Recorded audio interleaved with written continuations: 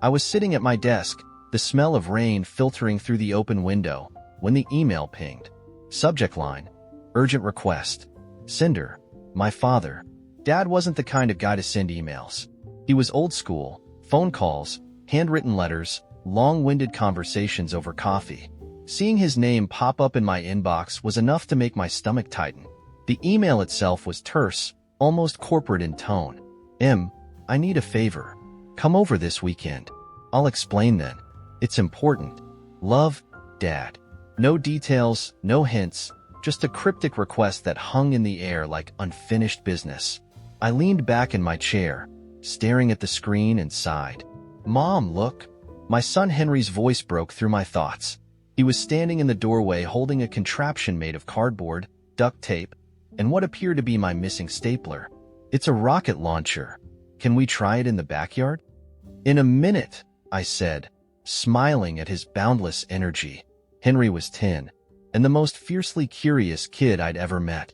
Raising him alone was like juggling fire, thrilling, exhausting, and always one misstep away from disaster. My life revolved around keeping things steady for him, and that meant carefully measured decisions. Dad's vague urgency didn't fit into the equation. Still, I owed him a lot. He'd practically raised me and my sister Laura alone after Mom left, working 2 jobs to keep us afloat. But in the last few years, we drifted apart. There were no fights, no dramatic falling out, just the slow erosion of time and mismatched priorities. I shot him a quick reply. I can't make it this weekend. Work is crazy and Henry has a science fair. Can we talk over the phone? He didn't call. Instead, on Friday night, Laura texted me. Laura, Dad says you're not coming this weekend? What the hell, Em? Me? I have Henry. It's not that simple. Laura, he needs us. Just come. Her message was curt, almost accusatory. That was her style, though, direct, no patience for gray areas. I didn't respond. Saturday morning rolled around. The science fair was in full swing, with Henry proudly explaining his project to anyone who would listen. His eco-friendly rocket launcher actually worked, to my astonishment, and the look of pure joy on his face as the judges smiled at him was everything. But in the back of my mind, Dad's email lingered. By Sunday, I couldn't take it anymore. I called him. He answered after the first ring, his voice heavy. What's going on? I asked, cutting to the chase. There was a long pause. I could hear the sound of papers rustling on his end, like he was gathering himself. I'm moving, he said finally, to Arizona. What? It's time, he said. I've been thinking about it for a while. The house is too big. The winters are too hard. I found a place near a golf course, but I need help packing up. There's too much stuff. Too many memories. I didn't know what to say. Dad had lived in that house for 40 years. It was more than just a home. It was a time capsule of our childhoods, a museum of family history. The thought of him leaving felt wrong, like uprooting an old tree. You couldn't have told me this over the phone earlier? I asked, my voice sharper than I intended. I wanted to tell you in person, he said softly, but I guess that didn't work out. Guilt rippled through me, but so did frustration. I have a life, Dad. I can't just drop everything. I'm not asking you to, he said. I just thought, never mind. That never mind sat like a stone in my chest. I tried to recover. When are you moving? End of the month. That soon? I didn't want to drag it out, he said. You know me. I did know him. Practical, stoic, terrible at asking for help. And yet, part of me bristled at the timing. Why wait until the last minute to involve me? Why frame it like some mysterious emergency? I'll see if I can take a day off work next week, I said finally. It's fine, he said quickly. Don't worry about it. That stung. After we hung up, I sat there, staring at the phone. I thought about the house, the creaky stairs, the scratch on the dining table where Laura and I had once carved our initials, the garage full of half-finished projects and forgotten treasures. It wasn't just a house. It was the anchor of our family. But life didn't stop for nostalgia. I had Henry to think about, work deadlines looming. I couldn't afford a trip, physically or emotionally. On Monday, Laura called. Dad told me you're not coming, she said, her tone clipped. I told him I'd try next week, I said defensively. He's not asking for much, Em, she said. This is his time. He's always been there for us. I know that, I said, but I'm not a kid anymore. I have my own responsibilities. And I don't, she shot back. I took a red-eye flight to be here. Because sometimes, you just show up. That phrase, you just show up, lodged itself in my brain. I didn't go. Dad packed up without me. Laura stayed to help, and from what I heard, they got everything done. But I couldn't shake the feeling that something had fractured between us, some invisible thread that tied us together. A few days later, Laura posted a picture on Instagram. Her and Dad sitting on the front porch, surrounded by moving boxes. The caption read, "Bittersweet goodbye to the house that built us. Family is everything." The comments were filled with love and nostalgia. But when I scrolled back up to the photo, all I could see was my absence. Ida? The bell above the door chimed, a sweet, silvery note that sounded like no bell I'd ever heard. I hadn't planned to stop here. This dusty, unremarkable shop wedged between a laundromat and a boarded-up cafe. But the rain was coming down in torrents, and something about the place seemed to call to me. The sign above the door read the Emporium of Small Regrets. The lettering was painted in a delicate script, its gold leaf faded but still shimmering faintly against the wood. I stood dripping on the threshold, trying to make sense of it. Small regrets? I had plenty of those. Hell, I had a lifetime supply. "Come in before you drown," a voice called, warm and tinged with amusement. I stepped inside, the air instantly warmer, scented with something that reminded me of cinnamon and old books. The shop was small but packed, every surface covered with objects that ranged from mundane to bizarre. A silver thimble catching the light like a prism, a jar of marbles that seemed to hum faintly when I passed, a single red shoe perched on a velvet pillow. Behind the counter stood a man, or at least, I thought he was a man. His features were sharp, almost too sharp, like they'd been carved from stone. His eyes were a piercing green, their intensity softened by the easy smile he wore. "Welcome," he said, his voice like the creak of an ancient door. "Looking to unburden yourself?" "Unburden myself?" I echoed, still trying to shake the rain from my hair. He gestured to the shelves, his movements fluid, almost too graceful. "Every item here is a regret someone traded, something they couldn't let go of, until they could." I gave a nervous laugh, stepping closer to inspect a tiny porcelain doll missing an arm. "So, you're telling me people just hand over their regrets? Like some kind of magical therapy session?" His smile widened. "Not quite. They exchange them for something they need more." I raised an eyebrow. "What, like money? Time? Closure? Forgiveness?" He leaned on the counter, his eyes glinting like he'd just shared a private joke. Or perhaps something rarer. The words unsettled me, though I couldn't say why. My gaze drifted to a locket lying open on a silk cloth. Inside was a photograph of a woman holding a child, their faces faded but still hauntingly familiar. "And what about the people who gave these up?" I asked. "What happens to them?" "They're free," he said simply. "And you keep their regrets?" "I keep their stories," he corrected. "It's not the same thing." I wanted to laugh it off, to turn and leave, but something about the shop and the man held me in place. The idea of trading away a regret, of letting go of something I'd carried for so long, was intoxicating. "Okay," I said finally, crossing my arms. "Let's say I believe you. What's the catch?" "No catch," he said, spreading his hands. "But the exchange must be fair. You can't let go of a regret without giving something up." I thought about this. My regrets weren't dramatic. No tragic love stories or catastrophic betrayals, but they were persistent. There was the time I didn't visit my grandfather in the hospital because I thought he'd have more time. The job I didn't take because I was too scared of failing. The words I didn't say to someone who needed to hear them. What if I don't know what I want to trade for? I asked, my voice quieter now. The man smiled again, but this time it was softer, almost sad. "Ah, but that's the real question, isn't it? What do you need most?" The room seemed to close in around me, the objects on the shelves whispering in languages I couldn't understand. I thought of my grandfather's laugh, deep and rumbling like a distant storm. I thought of my younger self, brimming with ideas I never had the courage to pursue. I thought of the ache in my chest that never really went away. I want time, I said finally. Time to fix what I've broken. Time to be braver. The man nodded, as though he'd expected this. And what will you give? I hesitated. What did I have to give? What was I willing to lose? My eyes fell on a pocket watch hanging from a nearby hook. Its face cracked, but its hands still ticking. My memory of why I failed, I said, surprising myself. I'll give up the reason I've always been too afraid. The man studied me for a moment, his gaze unreadable.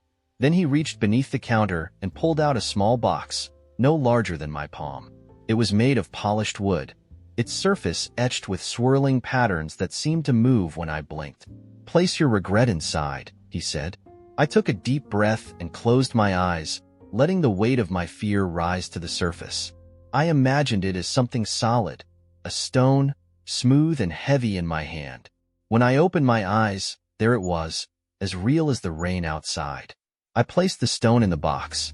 The lid snapped shut with a soft click, and the box dissolved into nothingness, leaving only a faint wisp of smoke behind. The man handed me the cracked pocket watch. There, he said. A trade. I took it, the metal warm against my palm. The moment it touched my skin, something shifted inside me. The memory of my failures, the paralyzing fear that had held me back for so long, was gone, replaced by something lighter, something new. Thank you, I said, though the words felt inadequate. He nodded, already turning back to the shelves. Spend your time wisely. When I stepped back into the rain, the watch still ticking in my hand, the world seemed brighter, sharper, as though I'd woken from a long dream. The weight I'd carried for years was gone, and for the first time, I felt like I could move forward. I never found the shop again, though I looked for it many times. But I still have the pocket watch, its hands spinning toward a future I'm no longer afraid to face. Not just any chair. An antique mahogany wingback chair, the kind you see in old Victorian homes or libraries that smell like leather and dust. It wasn't even mine. I found it in the alley behind my apartment building one rainy Saturday afternoon, propped up against a dumpster like a lost heirloom. The upholstery was ripped in places, and one leg wobbled. But I saw potential. I dragged it upstairs to my apartment, ignoring the stares from my neighbor Mrs. Kumar, who muttered something about bringing in trash. I wasn't bringing in trash. I was bringing in character. My roommate, Kelly, wasn't thrilled. "What the hell is that?" she asked when she walked in and saw it sitting in the corner of the living room, a towel underneath to catch the rainwater dripping from the fabric. Kelly wasn't much for aesthetics. She liked clean lines, minimalist furniture, and things you could buy in a set from IKEA. I liked finding treasures with history. I figured it would be one of those things she'd roll her eyes at for a week and then ignore. But Kelly's distaste for the chair lingered. A few days later, she texted me while I was at work. "Hey, that chair smells. Can we get rid of it?" "It just needs to air out," I replied. "It smells like a haunted house," she shot back. "Seriously, it's gross?" I didn't respond. The chair didn't smell great, but that wasn't the point. It was a project. I planned to reupholster it, tighten the legs, and turn it into the kind of statement piece that would make people say, "Wow, where did you get that?" I even started watching YouTube videos about furniture restoration. A week later, Kelly tried a new tactic. "That chair is taking up too much space," she said as we were making dinner. "It doesn't even match the vibe of the apartment." "It's fine where it is," I replied. "It's not like we're hosting dinner parties." "It's ugly," she said flatly, chopping an onion with the kind of aggression that made me think this wasn't just about the chair. "Okay, well, it's staying," I said, my voice sharp enough to cut through her hostility. That was the end of the conversation, or so I thought. The chair disappeared 3 days later. I came home and found the corner of the living room conspicuously empty. At first, I thought Kelly had moved it to her room out of spite, but when I knocked on her door, she was mid-podcast and feigned ignorance. "I have no idea where it went," she said, shrugging like a guilty child caught sneaking cookies. "You threw it out," I said. "It wasn't a question." "I didn't throw it out," she said, defensive. I just rehomed it. Rehomed it? Kelly, it's a chair, not a stray cat. I posted it on a free cycle group, she said, crossing her arms. Someone came and picked it up this afternoon. Honestly, you should be thanking me.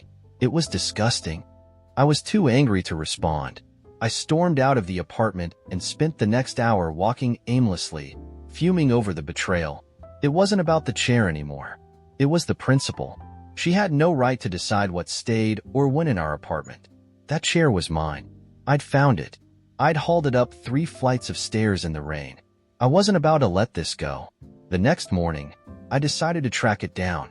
The free cycle group Kelly mentioned wasn't hard to find, and after scrolling for a few minutes, I spotted a blurry photo of my chair with the caption, "Free, pickup only." The post had been made the day before, and someone had commented, "I'll take it." I clicked the commenter's profile and found her name, Lydia. Lydia lived on the other side of town, and judging by her profile photos, she was one of those people who somehow managed to make thrifted clothes look like runway fashion. I sent her a message, "Hi, this might sound weird, but I think you picked up a chair from my roommate yesterday. It was actually mine, and I'd really like to get it back. Any chance we can work something out?" She replied within minutes. "Oh, the chair. I'm so sorry, but I already sold it to someone else. I didn't have space for it, so I flipped it for $50. Hope that's okay." It wasn't okay, but what could I do? I swallowed my frustration and asked who she'd sold it to. She gave me the buyer's name, Arlo. No last name, no contact info, just Arlo. I spent the next 3 days scouring Facebook Marketplace, Craigslist, and Instagram, searching for any mention of my chair. Finally, I found it in an Instagram post by a local vintage store. The caption read, "New arrival, gorgeous wingback chair, $300.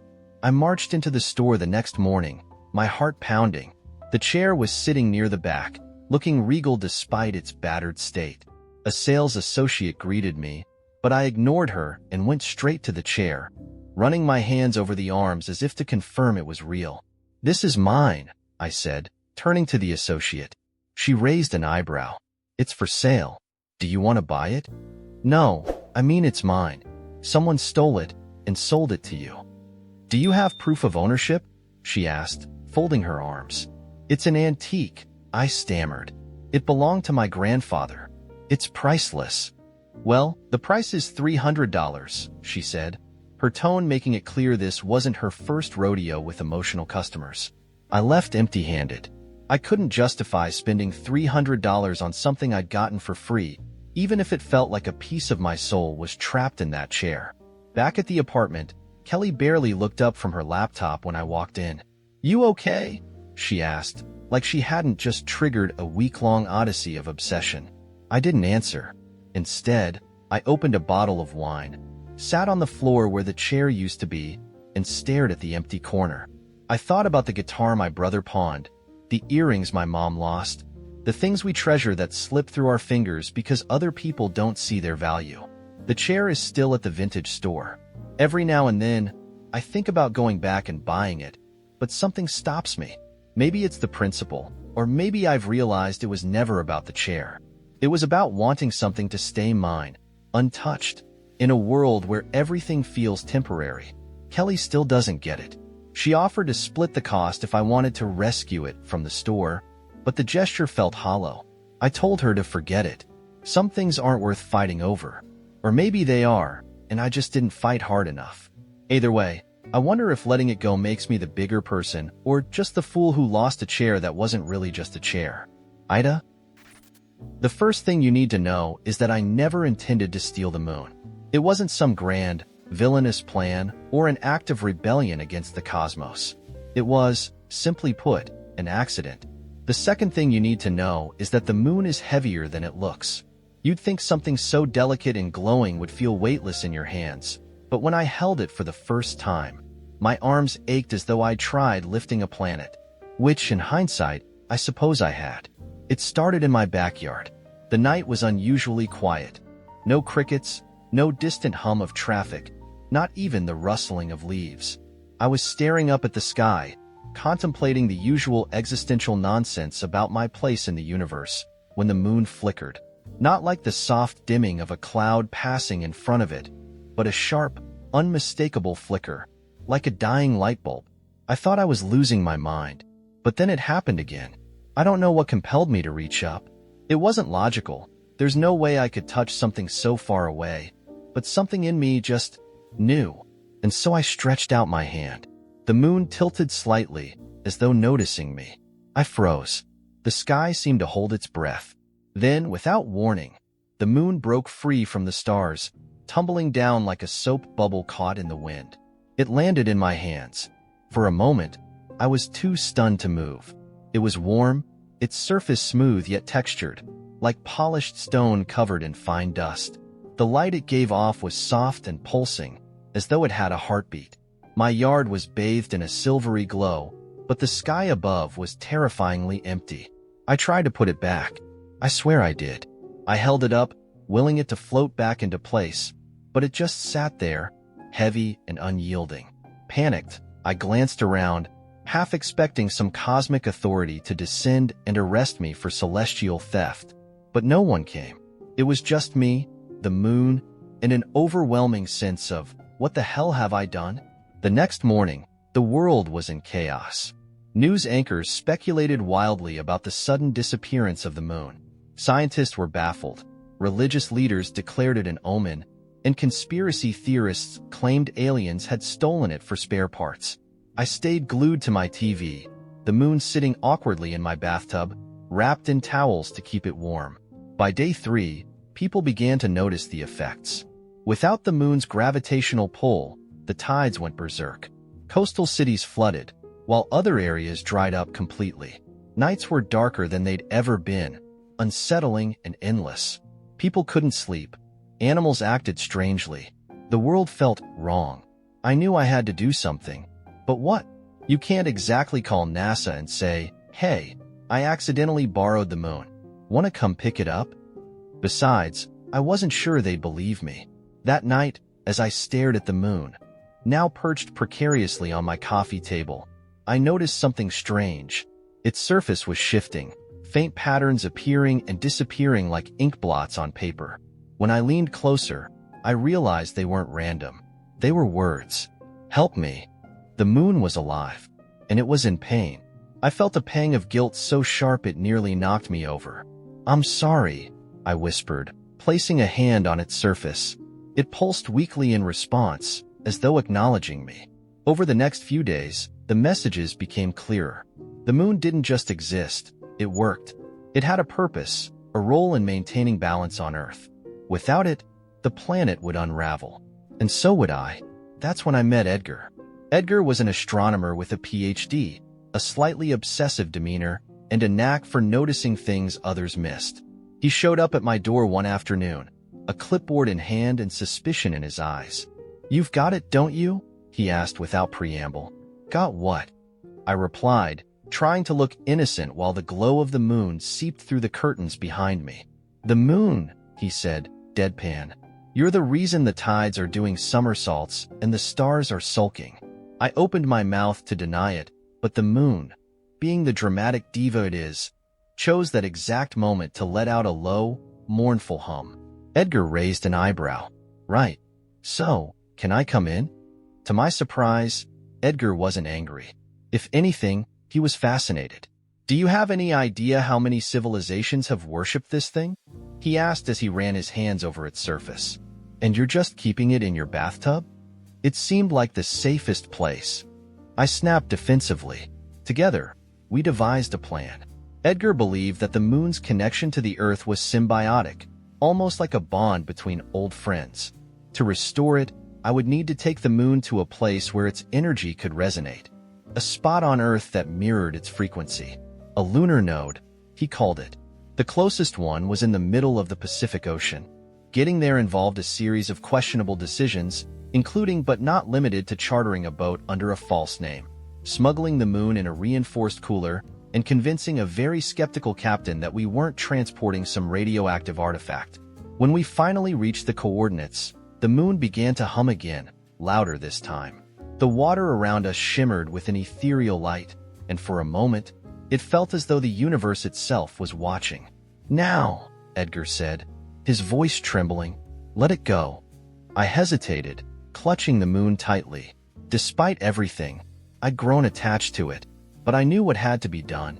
With a deep breath, I lifted the moon and lowered it into the water. The ocean roared, waves crashing as the moon began to rise. It floated upward, glowing brighter and brighter until it was back in its rightful place. The sky sighed with relief. The world returned to normal, though no one ever figured out what had happened to the moon during its absence. Edgar and I kept the secret, bound by the knowledge that we'd saved something far greater than ourselves. Sometimes, on quiet nights, I look up at the sky and swear the moon winks at me. And maybe, just maybe, it remembers. I'd never heard of Culinary Escape Room before, but when Zara forwarded me the event link with the subject line, "This is so us," I couldn't say no. She had that way of making even the strangest ideas sound like genius, and I figured, why not? The concept was bizarre. Part cooking class, part puzzle-solving challenge, all set in a dimly lit industrial kitchen where we'd be locked in until we completed a mystery dish. It was marketed as an immersive culinary adventure. I wasn't sure if I was more intrigued or terrified. The night of the event, we arrived at what looked like an abandoned warehouse. A heavy steel door opened with a loud creak, and a man in a crisp chef's jacket ushered us in. The room was dimly lit, with flickering LED torches mounted on the walls. 5 other pairs were already there, each standing at a stainless steel station. The air smelled faintly of spices, though I couldn't identify any. A wall of utensils loomed ominously, some of them unrecognizable. It felt less like a cooking class and more like the set of a food-themed horror movie. "Welcome, chefs," the man announced in a booming voice. "I am Chef Victor. Tonight, you must solve the riddles, uncover the ingredients, and prepare the perfect dish. Failure is not an option." He paused dramatically. "Good luck." Before I could process what was happening, the lights dimmed even further, and a countdown timer appeared on a screen. 90:00. A recorded voice crackled through hidden speakers. "Your first clue lies beneath your station. The clock is ticking." Zara grinned, practically vibrating with excitement. "This is amazing. Let's go."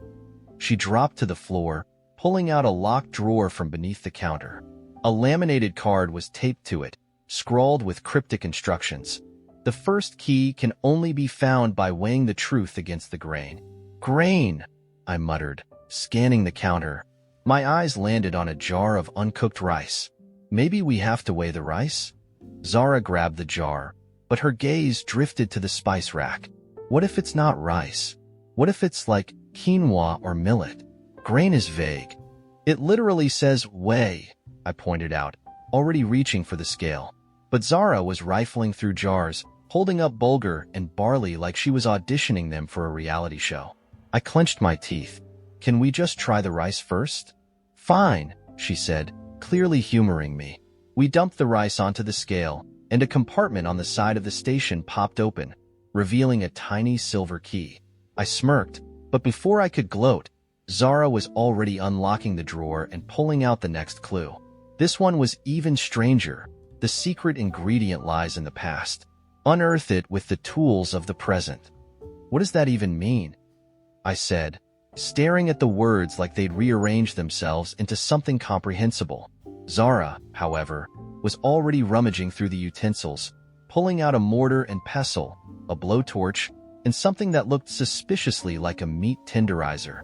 "It's gotta be the mortar and pestle," she declared. "Unearth it. Like grinding spices from scratch." "But which spices?" I asked, scanning the dozens of unlabeled jars. She didn't answer, too busy enthusiastically smashing a random mix of seeds and pods. I sighed, grabbing one of the jars and popping it open. Inside was a rolled-up strip of paper. "Zara, stop. I found it." "What?" she said, looking genuinely offended, like I'd just stolen her moment. "How?" "It was in the jar.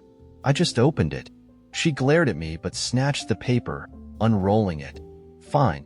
Next clue." The challenges got weirder as we went. At one point, we had to solve an anagram to unlock a fridge filled with hidden ingredients.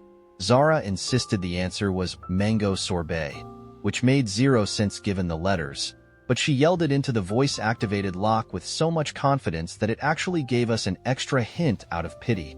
Meanwhile, I spent 10 agonizing minutes arranging vegetables by size and color to crack a code, only for Zara to gleefully guess the answer before I could finish. By the time we unlocked the final set of instructions, the kitchen was chaos. Piles of chopped herbs, half-measured liquids, and a bowl of something unidentifiable littered our station. The other pairs looked equally frantic. The final task was simple, in theory. Use all the unlocked ingredients to make a cohesive dish. "I'm thinking risotto," I said, eyeing the rice and the saffron we'd managed to unlock earlier. "Risotto?" Zara said, wrinkling her nose. "That's boring. What about saffron rice balls with a spicy dipping sauce? That sounds complicated. We don't have time." "We have 30 minutes, she said, already forming rice into uneven lumps. "Plenty of time." "Not if you keep winging it," I muttered, reaching for the broth to start my risotto. "What's the point of this if we don't get creative?" she argued, dumping chili flakes into a pot without measuring. "You're taking the fun out of it, and you're turning it into a mess." I snapped, my patience wearing thin. The rice balls were falling apart, and the sauce was dangerously close to boiling over. "I'm sorry, Gordon Ramsay," she shot back, her tone dripping with sarcasm. "Didn't realize you'd opened a restaurant in this industrial wasteland." I bit back a retort, focusing on my risotto. It was coming together beautifully, creamy, golden, perfectly seasoned. Zara, meanwhile, had salvaged 3 rice balls that didn't completely disintegrate and was arranging them on a plate like a contestant on a cooking show. "Artistic presentation is key," she muttered. When the timer hit 0, Chef Victor made his rounds. He tasted our dishes with a poker face, nodding slightly at my risotto. Then he popped one of Zara's rice balls into his mouth. He chewed thoughtfully, then said, "Surprising. The sauce is a little aggressive, but bold." Zara grinned like she'd won the lottery. "See? Bold." I glared at her. He said aggressive. "Same thing," she whispered, smirking. The winners were announced, and it wasn't us. A quiet couple in the corner had created a delicate soup that Victor described as hauntingly balanced, whatever that meant. On the way out, Zara elbowed me. "Admit it, you had fun." I wanted to argue, but as I replayed the night in my head, the chaos, the weird clues, the ridiculousness of her rice balls, I couldn't help but laugh. "Maybe. A little. Next time," she said, "we'll do it my way from the start. Next time, we're doing something normal, like axe throwing." She laughed, bumping me with her shoulder. Still, as we walked out into the night, I couldn't help but wonder, was I too rigid, or was Zara just too chaotic? AITA? The morning sky was a hazy watercolor of muted oranges and blues, the kind of dawn that felt heavy with unsaid things. The highway stretched out ahead of me, a metallic artery pulsing with the lifeblood of hurried commuters. My car hummed beneath me, steady but temperamental, like an old friend you can't fully trust. The radio played a talk show I wasn't listening to, voices blending with the background symphony of honks and tires on asphalt. It was just another drive to work, until it wasn't. The first oddity was the silver sedan in the lane next to me. It moved with an almost sentient grace, weaving through gaps as if anticipating the road's whims.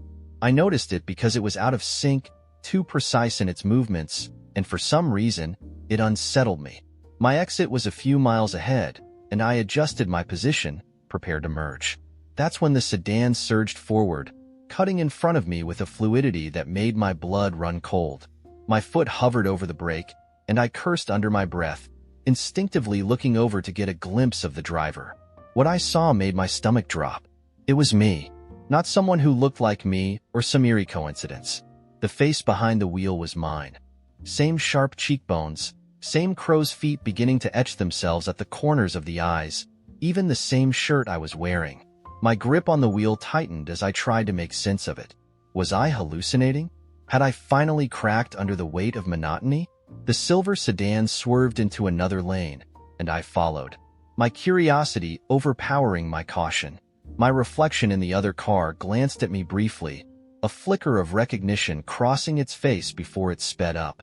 My heart pounded as I tried to keep up, weaving between slower cars, the honks of angry drivers blurring into static. As I gained ground, the silver sedan abruptly changed course, taking an exit I'd never noticed before. There was no sign, just a narrow ramp veiled by overgrown trees. The rational part of me screamed to stop, to turn around and pretend this never happened, but something deeper urged me on. The exit spilled into a road I couldn't recognize, though it seemed strangely familiar. The asphalt was cracked and uneven, lined with lampposts that leaned at odd angles. The sky here was different, gray and thick, like a storm frozen in time. The silver sedan was ahead, moving slower now, as if guiding me. The road curved sharply, and as I rounded the bend, the landscape opened up into a sprawling field.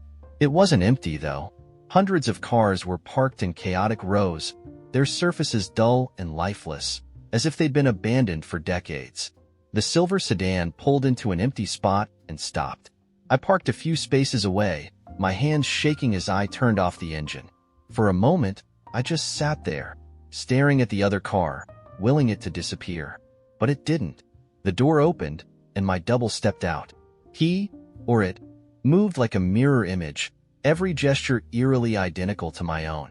I got out of my car, my legs feeling like they belonged to someone else, and stood facing him across the cracked asphalt. "What is this?" I managed to ask, my voice trembling. He smiled, but it wasn't a kind smile. It was knowing, sharp at the edges. "You've been here before," he said, his voice a perfect replica of mine. "Every day, in fact." I shook my head. "I don't understand." He gestured to the field of cars. "This is where all the days you wasted go. Every drive where you stared at the road but saw nothing. Every moment you let slip by because you were too distracted, too tired, everything. They all end up here." I looked around, the weight of his words pressing down on me. The cars were relics of routine, each one a monument to a day I'd let blur into the next. "Why show me this?" I asked, my voice barely a whisper. "Because you're running out of spaces," he replied, nodding toward my car. I turned to see it had begun to change, its once shiny exterior dulling, its color fading into the same lifeless gray as the others. Panic surged through me. "What does that mean?" "It means you're stuck," he said. "You drive the same roads, think the same thoughts, live the same day over and over. You're filling the lot faster than you realize." I wanted to argue, to deny it, but his words hit too close to home. Every morning did feel the same. The commute, the work, the evenings spent numbing myself with TV or scrolling through my phone. It was all one endless loop. "What do I do?" I asked, desperation creeping into my voice. He smiled again, that same cutting smile. "You change lanes. You stop letting the road decide where you go." The world around me began to blur, the edges dissolving into a kaleidoscope of light and shadow. My double stepped back into the silver sedan, its engine purring to life. "Don't follow me again," he warned, and then he was gone, the car disappearing into the haze. I blinked, and suddenly, I was back on the highway. My exit was approaching, the familiar green sign standing tall against the morning sky. But this time, I didn't take it. I turned off the radio and rolled down the window, letting the crisp air rush in. For the first time in years, I didn't feel like I was driving to work. I felt like I was driving somewhere entirely new. There's a strange energy in the air when you argue with someone you love over something stupid. It's like standing in a thunderstorm with a tiny, ridiculous umbrella, shouting at the wind because you didn't check the weather. That's how it felt the night I yelled at my sister, Claire, over a bowl of mashed potatoes. Yes, mashed potatoes. The starchiest symbol of my impending breakdown. It started at dinner, one of those semi-mandatory family affairs we held every month since Dad passed away. Mom insists it's for bonding, but it usually ends up being more about tolerating each other in the way only family can. Claire and I have always been close, but the past few months had been rocky. She had moved back home, temporarily, after her breakup, which meant her room was directly down the hall from mine again, just like when we were kids. Except now we were both adults, and neither of us was particularly thrilled about this regression. Tension simmered quietly, like a pot of soup on low heat, until that night, when they finally boiled over. Mom asked me to mash the potatoes while she handled the turkey. I did. I used her masher, added the butter, milk, and just the right amount of salt. I tasted them. Perfect. I brought the bowl to the table, proud of my contribution to this overly polite culinary battleground. And then Claire, with her smug, just trying to help voice, said, "You didn't use the hand mixer?" "No," I replied, setting the bowl down with a little too much force. "I mashed them, with the masher, like normal people do." She scoffed and reached for the bowl. "Yeah, but the mixer makes them fluffier." "I'll fix it." "Fix it?" I snapped, my fork clattering onto my plate. "They're fine." "They're lumpy," she said, already standing up and heading for the kitchen, bowl in hand. "Claire, stop," I said, louder than I intended. She froze, turning back with that deer-in-the-headlights look she always gave me when I called her out. I didn't care. "You can't just take over everything. I made them.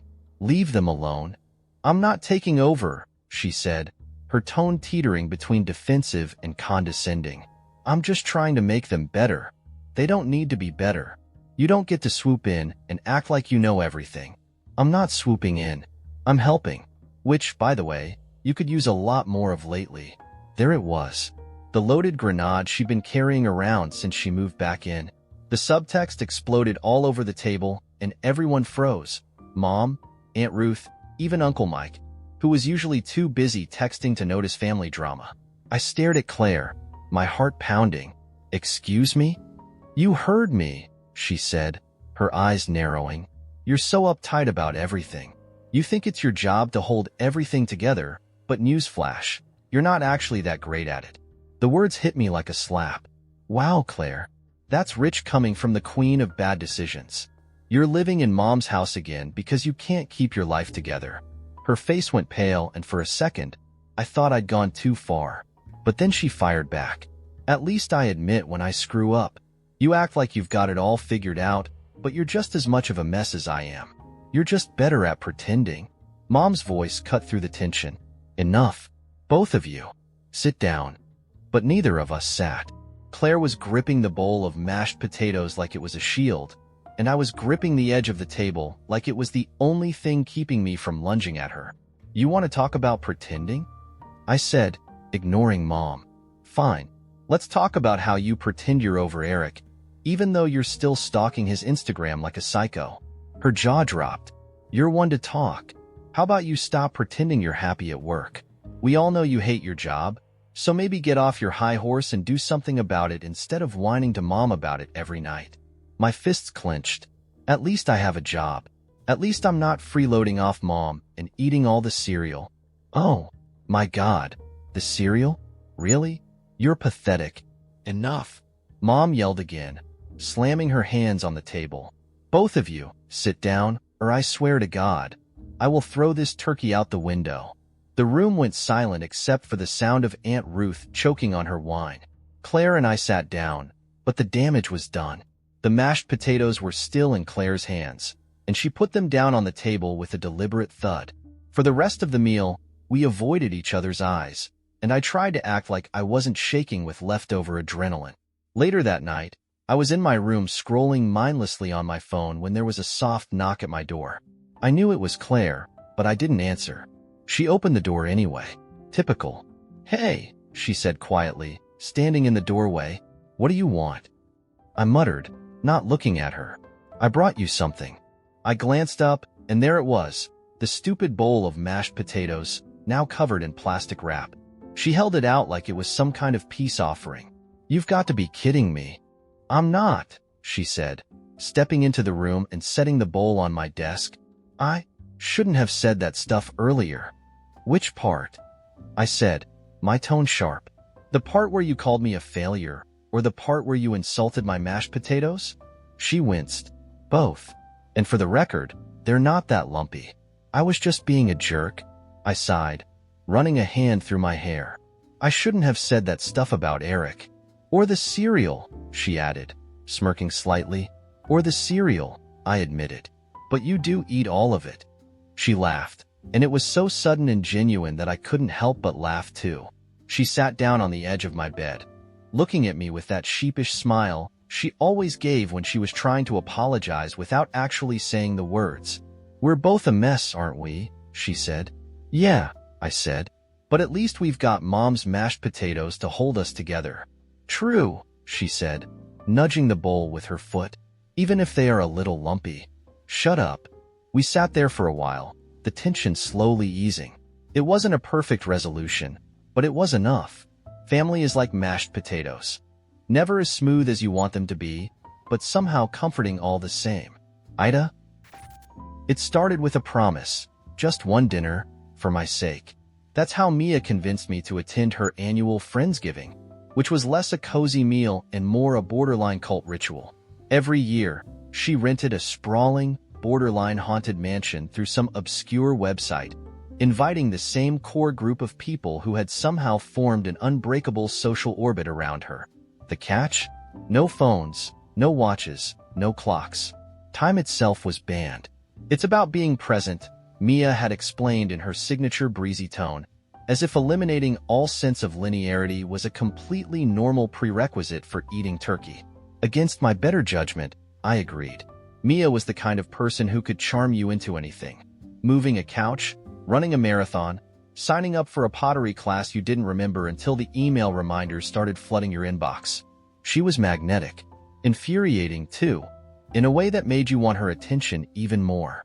So, despite my gut telling me I was about to regret this, I packed a bag and let her drive us to the middle of nowhere. The house looked like it had been plucked straight from a Victorian ghost story, complete with creaking floorboards, chandeliers that flickered ominously, and a piano in the corner that seemed to hum under its own power. The others were already there when we arrived. Tom, Mia's high school friend who seemed to wear sarcasm like a second skin. Ellie, an aspiring actress who turned every conversation into a dramatic monologue, and Garrett, the kind of guy who thought devil's advocate was a personality trait. I'd met them all before, briefly, but I always felt like an outsider in Mia's little kingdom. We started with drinks, toasting to something vague and cheerful. Mia handed out envelopes, each containing a cryptic instruction. Write down your biggest secret and leave it in the fireplace. Or, find the hidden object in the house that speaks to you. Mine simply read, tell a lie and see who believes it. It felt like the kind of game that could only end in chaos, but Mia's enthusiasm was contagious, and I didn't want to be the buzzkill. The evening unfolded in a strange, fragmented rhythm. Without any clocks to guide us, time became elastic. The sun had set by the time dinner was served, but whether it was 7 or 10, none of us could say. The food was a masterpiece, of course. Mia had a knack for turning something as simple as mashed potatoes into art. For a while, we all laughed and ate like old friends, even me. Then the games began. Mia stood at the head of the table, tapping a fork against her glass for attention. "All right, my lovely weirdos," she said with a grin. "It's time for the main event, the truth hunt." Ellie groaned theatrically. "Do we have to?" "Yes," Mia said, her grin widening. "You know the rules. Somewhere in this house is the box of secrets. Inside are all the things you've written down tonight. Your job is to find it and figure out who wrote what. No holds barred. You can lie, you can manipulate, you can bribe. It's a free-for-all." I leaned over to Garrett. "Is she serious?" "Oh, dead serious," he said, smirking. "Last year," Ellie cried. "It was awesome." Mia handed out flashlights like we were heading into some twisted version of a scavenger hunt. "One more thing," she added. "There's a little surprise this year. I won't say what it is, but let's just say you'll know it when you see it." With that, we scattered into the house. I wandered upstairs, poking through rooms that felt frozen in time. A dusty library, a bedroom with an absurd number of porcelain dolls, a bathroom where the mirror seemed to warp my reflection just slightly. It was eerie, but part of me was enjoying the absurdity of it all. Then I found the first clue. It was a Polaroid, taped to the underside of a drawer in a room that looked like a nursery. The photo showed Mia and Ellie laughing over drinks at what looked like a bar. Scribbled on the back was a single word, liar. Something about it gave me pause. I tucked it into my pocket and kept searching. As I moved through the house, I found more Polaroids, each depicting someone in the group. Garrett arguing with a bartender, Tom looking furious on a rainy street, Ellie sitting alone in what looked like a hospital waiting room. Each had a single word scrawled on the back: cheat, coward, thief. The photos weren't random. They felt pointed, deliberate, like someone wanted us to find them. I wasn't the only one who noticed. By the time I circled back to the dining room, the others were starting to piece things together. Ellie was clutching a handful of photos, her face pale. Garrett was pacing, muttering about how this had to be part of Mia's surprise. Mia, for her part, looked genuinely puzzled. "I didn't put those there," she insisted. "Yeah, right," Tom snapped, holding up a photo of himself looking utterly defeated. "What's your game this time, Mia? Trying to make us all hate each other?" Mia's face darkened. "That's not fair." "Oh, spare me the Martyr Act," Ellie cut in, her voice trembling. "You love this. You love pulling our strings and watching us squirm." The argument escalated quickly. Accusations flew. Secrets spilled. It turned out Garrett had lied about losing his job. He'd been fired for something he wouldn't specify. Ellie admitted she'd been secretly dating Tom's ex, which earned her a string of expletives from Tom. Even Mia, the queen of composure, cracked under the pressure, confessing that she'd faked an injury last year to get out of a commitment to Ellie.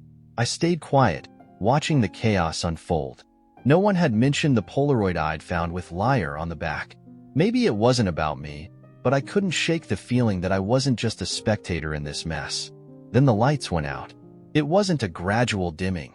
It was an instant, all-encompassing darkness. Someone screamed. There was a crash, followed by the sound of footsteps thundering down the hall.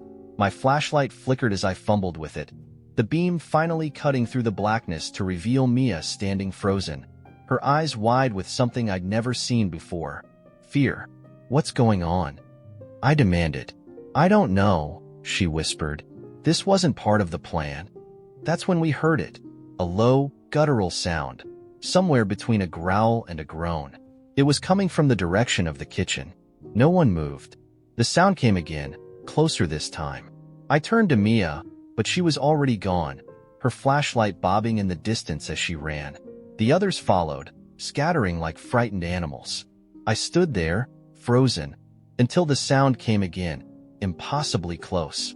I ran. By the time I found the others, they were barricaded in the library, arguing in hushed tones. Garrett was convinced it was all an elaborate prank. Ellie was crying. Tom was rifling through the shelves, muttering about secret passages. Mia sat in the corner, uncharacteristically silent. Then we heard it again, the sound, closer, louder, and suddenly, the game didn't feel like a game anymore. None of us slept that night. By the time dawn broke, we'd resolved never to speak of what happened in that house. We never found the box of secrets, but every now and then, I'll find a Polaroid slipped under my door with a single word on the back. The last one said, "Run." The plan was simple: break into the old amusement park, retrieve my grandmother's locket from the fortune teller's booth, and get out before anyone noticed. Of course, nothing involving my cousin Nolan was ever simple. He was the kind of guy who thought subtle was a setting on a toaster and who treated every situation like it was a reality show audition. But I needed him, mostly because he was the only one crazy enough to help me. We stood outside the chain-link fence, the rusted padlock dangling in front of us like a dare. Nolan held a flashlight between his teeth, muttering around it. "You sure it's still in there? It's been, 15 years since Nana took you here." "It's not just a memory, Nolan," I whispered, my breath fogging in the crisp autumn air. "She told me on her deathbed. She said she left it there by accident the last time we visited, right before they shut the park down. It's the only thing she ever wanted back." He spat the flashlight into his hand. "And you thought, hey, let's break into a condemned amusement park in the middle of the night. Love the logic. Are you in or not?" I snapped, already regretting asking him, but I didn't have anyone else. Everyone else thought I was crazy. Maybe I was. But if you'd seen the way Nana had clutched my hand, the desperation in her voice, you'd be here too. Nolan sighed dramatically, then pulled a pair of bolt cutters from his backpack. "Fine, but if we get eaten by feral clowns, I'm haunting you." The lock snapped with a metallic crunch, and we slipped through the gap. The park was darker than I'd expected, the rides looming like skeletons against the night sky. The air smelled of rust and decay, with a faint undercurrent of something sweeter, like cotton candy long past its prime. "Okay," I said, consulting the map I'd printed out from some forgotten corner of the internet. "The fortune teller's booth is just past the Ferris wheel." "Fantastic," Nolan said, "because nothing screams totally safe like a Ferris wheel that hasn't been inspected since the Bush administration." We picked our way through the overgrown paths, our footsteps muffled by leaves. The silence was oppressive, broken only by the occasional creak of a rusted ride swaying in the wind. I tried not to think about the rumors, stories of squatters who disappeared, of strange lights seen in the park at night, of the old owner who'd supposedly gone mad after the park shut down. We reached the Ferris wheel, its once bright carriages now faded to ghostly pastels. The booth was just beyond it, a squat wooden shack with peeling paint and a cracked sign that read Madame Esmeralda, Seer of Secrets. "Charming," Nolan said, shining his flashlight over the door. It was slightly ajar, the wood splintered around the lock. I frowned. Did someone else break in? "Either that or Esmeralda's ghost really wanted a midnight snack," he quipped, pushing the door open. Inside, the booth was a mess. Tarot cards were scattered across the floor, and the glass orb on the table was shattered. The air was colder here, sharp and metallic, like the inside of a freezer. "Check the drawer," I said, my voice low. Nana had said she'd left the locket in the small drawer beneath the table. Nolan knelt and yanked it open, revealing a pile of yellowed papers and a tarnished silver chain.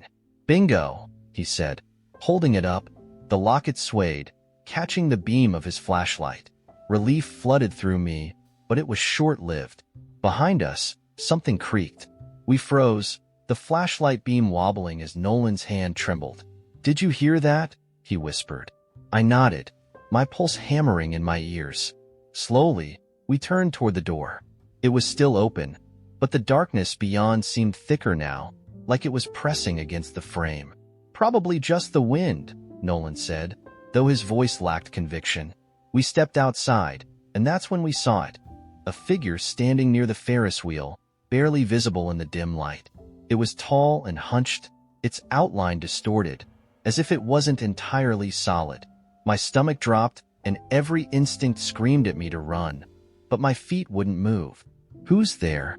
Nolan called, because of course he did. The figure didn't respond. It just stood there, swaying slightly, its head tilted at an unnatural angle. "We're leaving," I said, grabbing Nolan's arm. "Now." But as we turned to go, the figure moved. Not toward us, at least, not in the way you'd expect. It seemed to shift, like a flicker in a film reel, one moment by the Ferris wheel, the next closer to us. The distance between each shift was impossibly fast, yet it didn't make a sound. "Run," I whispered, my voice barely audible over the pounding in my chest. We bolted, weaving through the paths, the flashlight beam bouncing wildly. I didn't dare look back, but I could hear it, a faint, rhythmic scraping, like something heavy being dragged across the ground. "Where are we going?" Nolan yelled, his breath ragged. "I don't know," I shouted back. Every path looked the same in the dark, the landmarks twisted and unfamiliar. Finally, we ducked into a small maintenance shed, slamming the door behind us. Nolan wedged a rusted crowbar against the handle, and we collapsed onto the floor, gasping for air. "What the hell was that?" he demanded, clutching the locket so tightly his knuckles were white. "I don't know," I said, trembling, "but I think we're not supposed to be here." "No kidding," he hissed. "Next time you get a family heirloom idea, how about we just go to a pawn shop like normal people?" I almost laughed, but the sound caught in my throat as something banged against the door. Once, twice.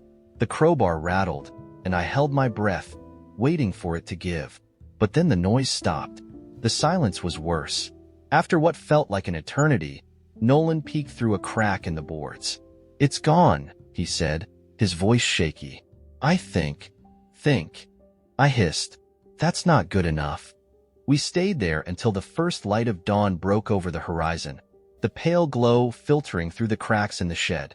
When we finally emerged, the park was still and empty, the figure nowhere in sight.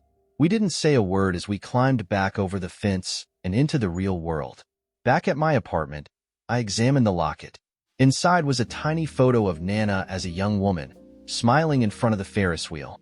On the other side was an inscription I'd never seen before. Some things are better left forgotten. I don't know what we saw that night, and I don't want to know.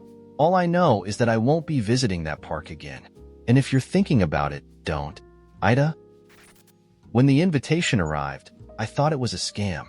A digital message disguised as a vintage telegram, stamped with ornate insignias and signed by someone called the architect. It promised an unforgettable night at the Labyrinth Gala, an exclusive event in an abandoned opera house that had been repurposed into an ever-changing maze of art, music, and mystery. A hidden key, it said, would lead to the grand prize, the ultimate secret of the gala. Corey, my partner, was immediately on board. A puzzle masquerading as a party? This was literally made for you. They had no idea how right they were. We dressed in the suggested attire, eccentric elegance, which, for me, meant a sharp suit paired with a pocket watch I'd been dying to wear. Corey opted for something wildly impractical, a flowing cloak that made them look like a time-traveling librarian. They insisted it had secret pockets, which they promised would come in handy. We laughed about it all the way to the train station, where we joined a crowd of similarly costumed attendees. Everyone buzzed with speculation. What was the secret of the gala? What would the grand prize be? I didn't care as much about the prize. What mattered was figuring it out. The train dropped us at a forgotten station, overgrown with ivy and lit by antique lanterns. The opera house loomed in the distance, its silhouette jagged and eerie against the night sky. Inside, it was chaos, but the best kind. The main hall was filled with twisting staircases that led to nowhere, chandeliers flickering like they were alive, and performers in masks that glinted like mirrors. A string quartet played dissonant music that somehow made sense the longer you listened. On every surface, cryptic symbols and riddles begged to be decoded. From the moment we walked in, I was locked in. Clues were everywhere. On the back of programs handed out by actors, etched into the railings of staircases, whispered in the fragmented lyrics of songs sung by a choir on the balcony. If we solve this, we could uncover something no one else has, I whispered to Corey, clutching their arm. This is incredible. Corey smirked, their usual playful, unbothered self. Or, they said, we could just drink the free champagne, enjoy the weirdness, and not turn it into homework. I didn't bother responding. The first riddle led us to a hidden passage behind a velvet curtain, where an actor dressed as a jester whispered, 3 doors, 1 truth, 1 lie, 1 neither. Corey pulled me aside. Wait, let's guess neither. It's always the weirdest option. We can't just guess, I said, exasperated. There's a logic to this. We have to figure it out. Do we? Corey grinned. Or do we just walk through and see what happens? I ignored them and focused on the riddle. After a few minutes, I was certain I'd picked the right door. Corey didn't argue. They never did when I was in the zone, as they called it, but I caught the glimmer of amusement in their eyes. I pushed open the door, and it led us into a room covered floor to ceiling in clocks, their hands all spinning at different speeds. A woman in a feathered mask handed me a pocket-sized notebook. Write what you hope to find tonight, she said, her voice lilting like a lullaby. I scribbled something about truth, about uncovering secrets, and handed it back. Corey's notebook, I noticed, stayed blank. Not feeling introspective? I teased as we exited the room. Not really, they said. I don't think it's about finding something specific. It's about the experience. That wasn't enough for me. I wanted answers. Every room offered more clues. Paintings with hidden messages, actors who dropped fragments of stories that felt maddeningly incomplete. Corey, meanwhile, floated through the evening like it was a dream, stopping to dance with masked strangers or taste tiny, glowing desserts offered by waiters who seemed to appear out of nowhere. You're missing all the good stuff, I hissed as we passed a hallway with doors painted to look like starry skies. We need to go that way. We could, Corey said, studying a group of performers juggling fire in the atrium. Or we could watch the circus for a minute. Look at that guy with the flaming unicycle. He's killing it. I wanted to argue, but there was no point.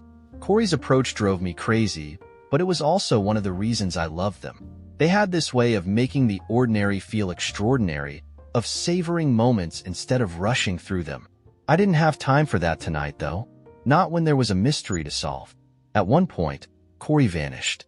I found them in a shadowy alcove, laughing with a masked performer who was tracing patterns on the wall with chalk. The performer stepped aside, revealing a symbol I recognized from earlier. Corey. I grabbed their arm. That's a clue. Did they tell you anything? Nope, Corey said, unbothered. They just wanted to chat. Seemed nice. My frustration boiled over. Why are you even here if you're not going to try? This isn't just a party, it's a puzzle. We're supposed to figure it out, not wander around like it's a carnival. Corey's expression softened, their usual playfulness replaced by something quieter. I am trying, they said.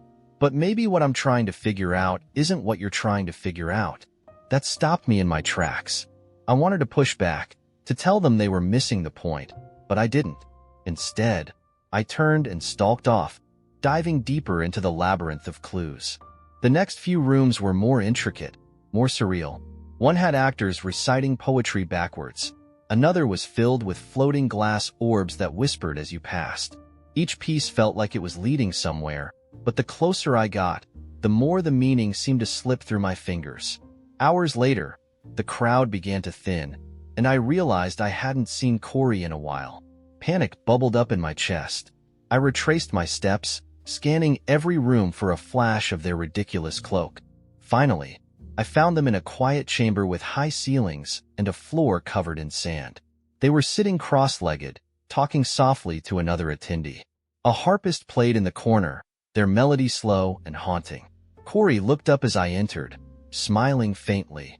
Find what you were looking for? I hesitated, the weight of the evening crashing over me. No, I admitted, my voice small. Not really. They patted the spot beside them, and I sat down. For a while, we didn't say anything. The harpist's music filled the silence, and for the first time all night, I let myself stop thinking. Corey leaned closer, their voice low. You know, maybe the point isn't figuring it all out.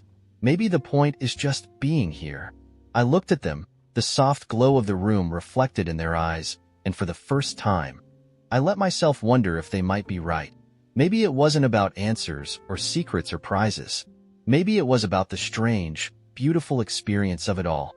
Something we could only really share if I stopped trying to control it. As we left the opera house, the night air felt sharp and cool. I glanced at Corey, who looked like they belonged in another world entirely, and I couldn't help but smile. I still wasn't sure if I'd missed something important, or if Corey's way of wandering through the evening had been the better choice. So, AITA? It started when I found the envelope in my mailbox. There was no return address, no postage, nothing to suggest it had traveled any route other than being dropped there by some unseen hand. My name was written on the front in looping, old-fashioned cursive, and the paper smelled faintly of burnt sugar. Against my better judgment, I opened it. Inside was a single card that read, "You are cordially invited to the unveiling of the door." There was no date or time listed, only an address. It was local but in a part of town I'd never been to, the kind of place where streetlights flicker and the buildings seem to lean in closer the deeper you go. At first, I thought it might be a prank, or worse, a scam. But the smell of burnt sugar lingered, pulling at me in ways I couldn't explain, and before I knew it, I was in my car, heading toward the unknown. The address led me to a building that didn't look like it should still be standing. Its bricks were crumbling, its windows fogged with grime, and the door, oddly pristine compared to the rest, was painted a deep, glossy black. There was no sign, no indication of what might be inside, but when I pushed the door open, I was greeted by a smiling woman in a crimson suit. "Welcome," she said, her voice warm and inviting, as though she'd been expecting me. "You're just in time." "In time for what?" I asked, but she didn't answer. Instead, she handed me a small silver token engraved with an intricate key design and gestured for me to follow her. I didn't see a choice. The air inside was thick, humming with a strange energy that seemed to press against my skin, and I felt like I'd stepped into another world entirely. The main room was enormous, its ceiling vanishing into darkness. Dozens of people were already there, standing in small clusters, murmuring to one another. None of them seemed to notice me. In the center of the room was a towering object draped in heavy black fabric. It was tall and rectangular, but that was all I could discern. It reminded me of something you'd see at a museum, a piece of ancient history waiting to be revealed. The woman in the crimson suit appeared at my side again, though I hadn't seen her move. "This way," she said, leading me to the edge of the crowd. She handed me a flute of champagne that fizzed with an iridescent sheen. "It's almost time for the unveiling." I tried to ask her what was under the fabric, but she simply smiled and disappeared into the crowd. I stood there, clutching the strange champagne and feeling increasingly out of place. The other guests were dressed impeccably, in clothes that seemed to shift and shimmer under the dim light. Their conversations were filled with words I didn't recognize, as though they spoke in a secret language meant only for them. When the room fell silent, I turned toward the center. A man in a suit that seemed to glimmer like liquid metal had stepped forward.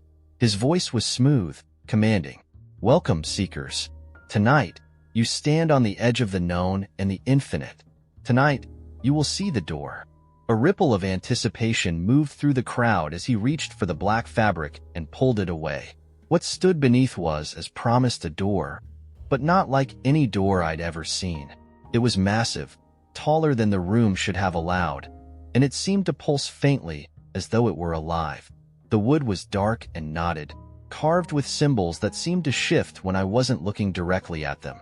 The handle was an elaborate spiral of gold and silver, and at its center was a single, unblinking eye. The crowd began to murmur again, their voices filled with awe, but I felt a rising dread. There was something wrong about the door, something that made my skin crawl and my breath quicken.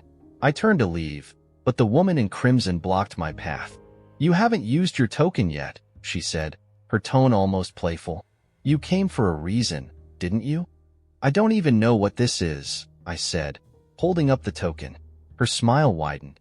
"It's your key." The man in the liquid metal suit was speaking again, his words rolling through the room like a spell. "Each of you has a choice. The door reveals many things. It opens onto possibilities, truths, and secrets that can never be unlearned. Some of you will step through, others will not, but the choice is yours alone." One by one, the guests began approaching the door, each holding up their tokens. The eye at its center blinked, a slow, deliberate motion that made my stomach turn, and the door would creak open just wide enough for them to step inside. Each time, I tried to catch a glimpse of what was beyond, but all I saw was a darkness deeper than anything I'd ever known. I realized, with growing horror, that my turn was coming. The crowd seemed to thin, and suddenly, the woman in crimson was at my side again. "It's your time," she said, gently guiding me forward. "I don't think I want to do this," I said, panic rising in my chest. She tilted her head, studying me. "Then why did you come?" I didn't have an answer. I couldn't explain the pull I'd felt, the compulsion to follow the strange invitation. All I knew was that every instinct I had was screaming at me to leave. But the crowd was watching now, their eyes gleaming with something that wasn't entirely human. The man in the liquid metal suit extended his hand, beckoning me forward. I didn't feel my feet move, but suddenly I was standing before the door, the token trembling in my hand. "It's just a door," the man said softly, his voice wrapping around me like smoke. "What's there to be afraid of?" I looked at the token, then at the door. The eye blinked again, and for a moment, I thought I saw something moving behind it. A shadow, or perhaps a shape, shifting in the dark. My hand shook as I raised the token toward the keyhole, but just before it could connect, I stopped. "No," I said, my voice barely above a whisper. The man's expression didn't change, but the air around him seemed to tighten. "No?" he repeated, as though the word didn't belong here. "I don't want to know," I said, stepping back. "Whatever's behind there, I don't want it." The silence that followed was suffocating. The crowd stared, their expressions unreadable, and the woman in crimson frowned for the first time. The man's smile, thin and sharp as a blade, returned. "Very well," he said. "But remember, once the invitation is accepted, it cannot be refused again." I didn't wait to hear what that meant. I turned and ran, through the crowd, out the glossy black door, and into the cold night air. When I reached my car, I realized the token was still in my hand. I threw it into the gutter and drove home, my heart pounding. That was weeks ago, and I've done my best to forget it. But last night, I found another envelope in my mailbox, the same burnt sugar smell curling from its edges. This time, the card read, "You refused once. You won't refuse again." I haven't opened the door to my house all day. I'm afraid of what might be waiting on the other side. AITA? When Lila first pitched the idea of adopting a jellyfish, I thought she was joking. It was one of those rainy Sunday afternoons where we lounged in the living room, half listening to a true crime podcast while she scrolled her phone. She turned to me, eyes sparkling in that dangerous way that always meant trouble, and said, "What if we got a jellyfish? They're elegant, minimalist, perfect for us." I laughed. "You want a tank full of wiggly, stinging aliens in our apartment? Hard pass." But Lila wasn't laughing. She slid her phone across the coffee table, showing me a sleek glass tank that looked like it belonged in an art gallery. The caption read, "Bring serenity to your home. Jellyfish as living art." "You're serious?" I asked, staring at her. "Why not? They're quiet, low maintenance, beautiful. I've already emailed the seller about a moon jelly. Her name's Opal." This was classic Lila, impulsive, enchanted by the exotic. Last month, she tried to convince me to buy matching hammocks for our balcony. The month before, it was a vintage typewriter she swore she'd used to write poetry. It's now gathering dust under the bed. Still, something about her enthusiasm made it hard to say no. A week later, Opal arrived in a styrofoam cooler, along with a glossy, NASA-grade tank and a 35-page care manual that read like a thesis on aquatic ecosystems. "Lila," I said, flipping through the manual, "this thing requires a protein skimmer, UV sterilizer, and live plankton for food. How is this low maintenance?" She waved me off. "They're just covering their bases. It'll be fine. Besides, you're good at that science-wise stuff. You'll figure it out." And that's how I, an office worker with zero experience in marine biology, became the reluctant caretaker of Opal the jellyfish. At first, it was kind of magical. The tank glowed with soft, blue light, and Opal floated like a piece of cosmic art, her translucent bell pulsing rhythmically. Watching her was oddly soothing, like meditating. Even the hum of the filters became background noise, a sort of aquatic white noise machine. But the illusion of serenity shattered within days. The first problem was the feeding. Lila had assured me that jellyfish only needed feeding every other day. What she failed to mention was that this involved thawing cubes of frozen plankton in warm water and swirling them into the tank with a turkey baster like some kind of underwater witch's brew. The second problem was the tank maintenance. Jellyfish, it turns out, are both fragile and extraordinarily picky. The water had to stay at a precise temperature and salinity, and the filtration system needed constant monitoring. If even one thing went wrong, Opal could literally disintegrate. Lila, true to form, started strong. She cooed over Opal, took a million photos, and even posted a "Welcome home, Opal" story on Instagram, complete with a montage of the glowing tank set to a lo-fi beat. But after the novelty wore off, roughly 2 weeks, she began disappearing whenever it was time to clean the tank or thaw the plankton. One evening, as I knelt by the tank scrubbing algae off the glass, I looked up to find Lila sprawled on the couch, scrolling her phone. "Lila," I said, "you haven't helped with Opal all week." She glanced up briefly, then back at her screen. "I've been busy. You watched 6 episodes of that baking show yesterday." "Okay, fine, emotionally busy." She stretched lazily. "Besides, you're so good at it. You've got this down to a science." "That's not the point," I snapped. "You wanted her. You said she'd be low maintenance. This was supposed to be your thing. Why are you getting so worked up?" she said, sitting up now. "It's just a jellyfish. It's not like she notices who's doing what." I stared at her, speechless. Not notice? Had she seen the way Opal curled into herself when the tank got too warm? Or the delicate ripple of her tentacles when I swirled the plankton just right? I was starting to think I noticed more about Opal than I did about Lila. The next few weeks were a blur of escalating frustrations. Lila became an expert at vanishing during tank cleaning time, leaving me alone with the mess of hoses, filters, and slimy algae. Meanwhile, Opal wasn't thriving the way she had in the beginning. Her once fluid movements became sluggish, and her bells started to fray at the edges, like a threadbare curtain. "Lila," I said one night, "Opal's not doing well. I think the water parameters are off." She barely looked up from her laptop. "Can't you just Google it?" "I have Googled it," I said, my voice rising. "I've adjusted everything I can, but this isn't a one-person job. I need your help."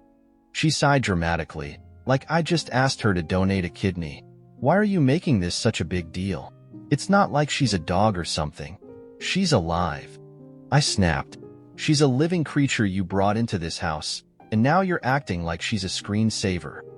The argument spiraled from there, pulling in every unrelated grievance we'd ever had. By the end of it, Lila stormed into the bedroom, slamming the door, while I sat in the glow of the tank, seething. Opal drifted near the glass, her translucent form trembling slightly in the current. I felt a pang of guilt. She didn't deserve this, our neglect, our arguments. She was just a jellyfish, caught in the crossfire of our dysfunction. The next morning, I woke up early and found Lila already in the living room, staring at the tank. She looked tired, her face soft in the blue light. "She's beautiful, isn't she?" Lila said quietly. "She was," I replied, a little sharper than I meant to, before we let her waste away. Lila winced but didn't argue. After a long silence, she said, "Maybe we rushed into this. Maybe I didn't think it through." "That's an understatement." "I wanted something beautiful," she said, almost to herself. "Something peaceful. I thought Opal would make everything easier." "She's not an accessory, Lila," I said. "She's a responsibility." Lila nodded slowly. "I know. I don't think I'm good at this." I didn't know what to say. Part of me wanted to forgive her, to take over the care of Opal entirely and let Lila off the hook. But another part of me, the angrier, more exhausted part, felt like that would be enabling her. "We have to decide," I said finally. "Either we step up and take care of her properly together, or we find someone who can." Lila stared at the tank for a long time. "You'd really let her go?" "I'd rather let her go than watch her fade away," I said. Lila nodded again, this time more resolutely. "Okay, let's do it right. Together." For the first time in weeks, we cleaned the tank as a team, adjusting the water, scrubbing the glass, and carefully feeding Opal until her tentacles rippled with vitality. It wasn't perfect, and I knew it would take more than one cleanup to fix what we'd neglected. But as I watched Opal pulse gently in the water, I felt a flicker of hope for her and maybe for us. Still, as I scrubbed algae off the filter for the third time that week, I couldn't help but wonder, was I overreacting? Or was Lila just impossible to partner with? AITA? Not a metaphorical butter knife, a literal one. One of those cheap stainless steel ones with the ridges too dull to cut butter, let alone anything useful. It appeared in the sink one Thursday morning, balanced precariously on a dirty plate smeared with mustard. I noticed it, sighed, and rinsed my coffee mug as if ignoring it would make it disappear. But the next morning, it was still there, now surrounded by a growing army of plates, bowls, and unidentifiable utensils. Hey," I said, leaning against the doorway of the living room where Liam was buried under a weighted blanket and a haze of TikTok videos. "You planning to, do something about the dishes?" Liam didn't look up. "What dishes?" "The ones that are breeding in the sink like rabbits." "Not mine," he said, deadpan, as if the 3 bowls of ramen he'd consumed the night before had evaporated into thin air. I should have let it go. It was one butter knife in the grand scheme of things. But the knife became a symbol, a talisman of all the tiny, stupid things that were slowly driving me insane. The dishes were just the beginning. Liam never replaced the toilet paper roll. He treated the shared couch like it was his personal storage unit. Worst of all, he refused to admit he ever did these things. It wasn't his fault, he'd insist, and the knife sat there, day after day, like a monument to his indifference. So I did something petty. I moved the knife, not into the dishwasher or the drying rack, but onto his desk. I figured a little passive aggression might jog his memory. Instead, he turned it into a joke. "You think I don't know what you're doing?" he said, tossing the butter knife onto the coffee table during our Netflix marathon that night. "You're obsessed with this thing. Me? You're the one keeping it around like some kind of roommate mascot. You're the one who moved it to my desk. Because it's yours." It's not. We didn't resolve the argument. Instead, the butter knife took on a life of its own. It started showing up in increasingly absurd places.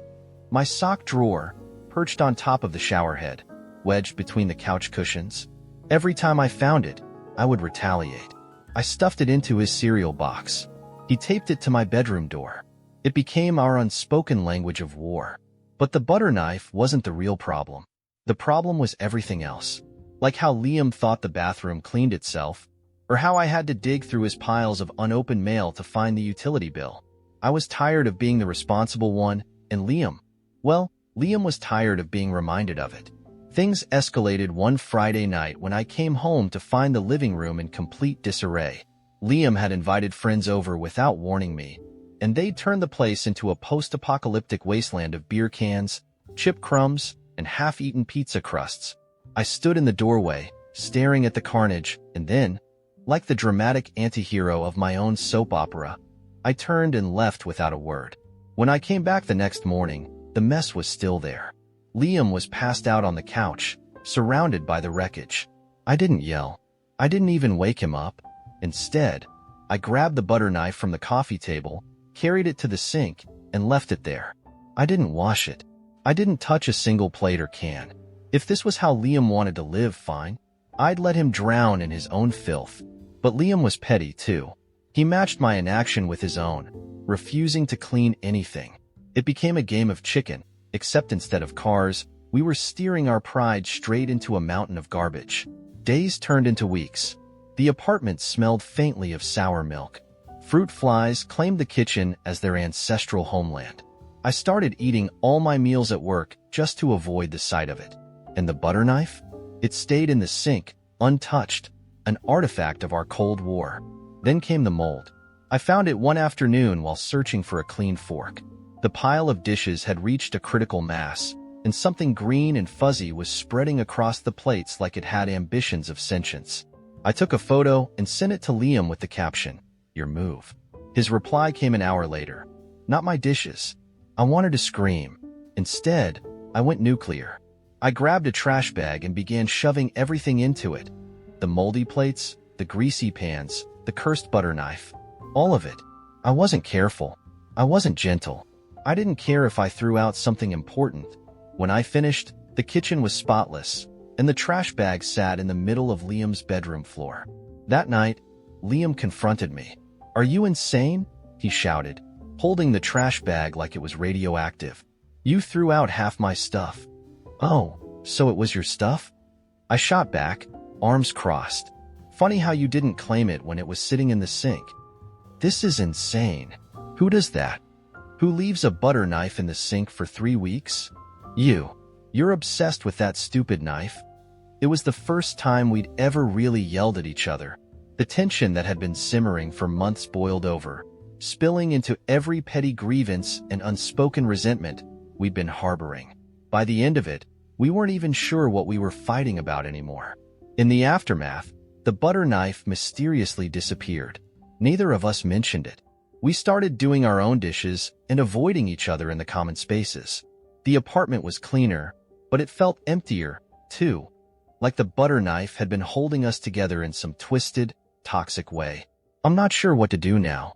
Do I apologize? Do I move out? Or do I just accept that maybe some people aren't meant to share butter knives or apartments? AITA? The night the sky shattered, Mara was on her balcony, watering her plants. She'd always found comfort in the routine. The way the soil smelled damp and rich, the tiny droplets clinging to leaves. She was debating whether her lavender had gotten enough sun when the first crack appeared. A jagged line of brilliant light splitting the dark sky. It wasn't lightning. Lightning didn't stay like that.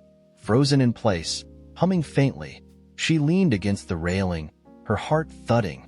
Another crack appeared, parallel to the first, and then another, until the heavens looked like fractured glass.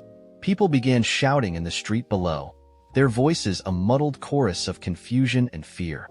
And then the pieces fell. Mara flinched as the shards rained down. But they weren't solid. They dissolved before hitting the ground, vanishing in brief flashes of light. One landed on her arm, a fleeting, warm sting like a static shock. She barely had time to wonder what it meant before the world flickered. It was as though someone had flipped a switch. One moment, she was on her balcony overlooking a noisy city street. The next, she was standing in the middle of an endless desert, the sand glittering like gold under two enormous suns. The air was thick and hot, tasting faintly of metal. Mara spun in place, disoriented. Behind her, the balcony was still there, a fragment of her old world jutting out absurdly from nothing. "Hey!" a voice called. Mara turned to see a boy running toward her, his silhouette dark against the shimmering sands. He was about 16, lanky, with wild hair and a patchwork jacket that looked like it had been stolen from a dozen different wardrobes. In his hand, he held a small device that pulsed with blue light. "You're new," he said, skidding to a stop. "You must have touched a shard." "Who are you?" Mara demanded. "Where am I?" He raised an eyebrow. "Wow, you really are fresh. Okay, listen up. You're in the Shatterfield. It's, well, hard to explain, but think of it like a junkyard for broken realities. All the pieces the universe doesn't need anymore, they end up here." Mara stared at him, trying to make sense of his words. "Broken realities? You mean alternate dimensions?" "Sure," he said with a shrug, "if that helps you sleep at night." "And the shard?" The boy pointed at her arm. Mara looked down and saw a faint, glowing line where the fragment had touched her skin. It pulsed faintly, matching the rhythm of the device in his hand. "That's your anchor now," he explained. "It pulled you here, and until you figure out what the shard wants from you, you're stuck." "Wants?" Mara asked, her voice rising. "What do you mean, wants?" "It's a piece of glass." "It's not glass," he said, rolling his eyes. "It's memory, energy, a piece of something that used to be, trying to find a way to matter again." Mara wanted to argue, to tell him he was crazy, but the ground beneath her feet shifted abruptly, rippling like water. Her stomach lurched, and suddenly she was somewhere else. This time, it was a forest, the trees impossibly tall, their leaves glowing faintly like bioluminescent algae. The boy was still with her, looking only mildly inconvenienced by the sudden change. "See," he said, "Shatterfield rules. You'll keep jumping until you sync with your shard." "What does that even mean?" she asked, her frustration boiling over. "It means you figure out what it's trying to show you," he said, "and you'd better do it fast. The longer you're out of sync, the more likely you'll attract them." "Them?" As if on cue, a low growl echoed through the forest. Mara turned toward the sound, her breath catching. Something massive was moving between the trees, its shape indistinct but terrifyingly large. Its eyes glowed the same color as her shard. "Run," the boy said, grabbing her arm. They sprinted through the forest, the creature crashing through the underbrush behind them. Mara's lungs burned, her legs screaming in protest, but she didn't dare stop. The boy led her to a clearing where an enormous door stood in the middle of the grass, unsupported by walls or any visible structure. "In here," he shouted, shoving the door open. Mara stumbled through and found herself back in her apartment. The balcony was intact, the street below still noisy with distant sirens and honking horns. For a moment, she thought it was over. Then she saw the shard again, glowing brighter now, and realized the boy was still beside her. "Not bad," he said, catching his breath. "You're lucky. Most people don't make it this far on their first jump." "This isn't over, is it?" she asked, dreading the answer. He shook his head. "Not even close. But hey, look on the bright side. You've got me as a guide." "Why are you helping me?" she asked, narrowing her eyes. He grinned. "Let's just say your shard might be more important than you think. And if we play this right, it might not just fix itself, it might fix everything." Before Mara could ask what he meant, the shard pulsed again, and the world began to shift once more. This time, she didn't scream. She just held on tight, hoping that whatever lay ahead, she'd be ready. When my grandmother passed away last year, it fell to my dad to clear out her old house. He tackled it with the kind of efficiency you'd expect from an accountant: spreadsheets, color-coded boxes, meticulous labels. What he didn't account for was me. I'd loved Grandma Margie in a way that felt different from everyone else in our family. She wasn't just a grandmother. She was the architect of my weird, artistic soul. She let me paint her porch purple when I was 7, taught me to bake terrible cookies we called Choco Bricks, and always said, "Who needs normal when you can have fun?" But my dad didn't see Margie that way. To him, she was eccentric in the way a bad weather forecast was inconvenient. He loved her, sure, but he was glad to finally sell the house, unload the clutter, and move on. He had a cleaning crew come in and sweep through the house in record time, boxing up her life like it was an overdue tax return. By the time I arrived to say goodbye to her house, our house, it was already stripped down to its bones. The only thing Dad saved for me was a dusty old chest he found in her attic, the one I used to call the magic box. It was where Margie kept her oddities: mismatched tarot cards, chipped teacups from garage sales, and the strangest trinkets you could imagine. She never explained where she got them or why she kept them, and I never asked. That mystery was part of the magic. When Dad handed me the chest, he said, "Figured you'd want this. Can't imagine anyone else does." I didn't open it right away. I wasn't ready to face whatever pieces of her were still inside. The chest sat in the corner of my apartment for months, gathering its own kind of dust. Then, one cold November evening, I had this overwhelming urge to open it. Maybe it was the silence of my apartment, or the way her absence still felt so loud. Whatever the reason, I hauled the chest onto my living room rug, cracked it open, and let her world spill out into mine. It was all there, just as I remembered. The tarot cards with their faded edges, a ceramic frog missing one eye, a leather-bound notebook with its spine half gone. But at the very bottom of the chest, something caught my eye. It was a large envelope sealed with red wax, the kind you'd expect in a murder mystery. My name was written on it in Margie's familiar, looping handwriting. Inside the envelope was a single slip of paper with 5 words on it: "Find the heart of the garden." No explanation, no context, just a riddle in true Margie fashion. I laughed, more out of nostalgia than confusion, but the curiosity quickly set in. Margie never did anything by accident. If she'd left this for me, it had to mean something. The next weekend, I drove back to her house, which hadn't yet sold. It was abandoned, the lawn overgrown, the windows smudged with dust. The garden out back, once Margie's pride and joy, was a tangle of weeds and forgotten flower beds. Still, I remembered the layout well enough. The roses had been her favorite, planted in a neat crescent near the shed. The vegetable patch was on the far side, perpetually overrun with rabbits. I wandered through the mess, trying to figure out what the heart of the garden meant. Then I remembered something. Margie used to tell me that the garden had a secret, a soul, she called it. She'd say, "It's not about what you see, darling. It's about what's hiding." At the time, I thought she was just being cryptic, but now I wasn't so sure. I started digging, not literally at first, but exploring every corner of the space. I poked around the shed, pulled apart some dead bushes, and even lifted the bricks of the old patio to see if anything was hidden underneath. Eventually, I found it. Tucked behind a crumbling stone bird bath was a small, rusted key attached to a piece of string. The tag tied to it read, "For the greenhouse." My heart skipped. The greenhouse had been locked for as long as I could remember. Margie always said it was dangerous, and that I wasn't allowed inside. As a kid, I'd peek through its foggy glass windows, trying to make out shapes among the shadows. I'd imagined everything from carnivorous plants to secret potions hidden in there. Now, I finally had the key. The greenhouse was in worse shape than I'd expected. The glass was cracked, the metal frame warped with age, and the air inside smelled like mildew and soil. But as I stepped inside, I saw that Margie's magic hadn't entirely faded.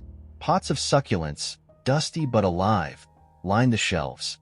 A hanging planter swayed gently, its leaves trailing like green waterfalls. At the center of the greenhouse was a wooden table, its surface scarred and stained. On it was a small wooden box. The box wasn't locked, but opening it felt like a sacred act. Inside was an old Polaroid camera, one of the clunky, retro models Margie used to carry everywhere. There was also a stack of photos, rubber-banded together. I slid one out and froze. It was a picture of me, maybe 10 years old, holding up a messily painted rock. I remembered that day. Margie and I had spent the afternoon painting wishing stones to hide around the neighborhood. I went through the stack, one photo at a time. Each one captured a moment I'd forgotten. Me playing dress-up in one of her ridiculous hats, us baking lopsided cupcakes, Margie laughing so hard she spilled tea down her blouse. Every single photo was of us. No one else, just the two of us, in all our silly, messy, wonderful glory. At the bottom of the stack was a note, written in her unmistakable scrawl. It said, "The heart of the garden is you." I sat there for a long time, clutching that note. Margie had always seen me in a way no one else did, not even my own parents. She didn't just see my quirks, she celebrated them. And now, even after she was gone, she'd found a way to remind me of that. I locked the greenhouse when I left, the Polaroid camera tucked under my arm. I've kept it on a shelf ever since, next to the chest of oddities. Every now and then, when life feels overwhelming, I pull out one of those photos and remember what it felt like to be seen by someone who truly understood me. Margie was right. Who needs normal when you can have magic?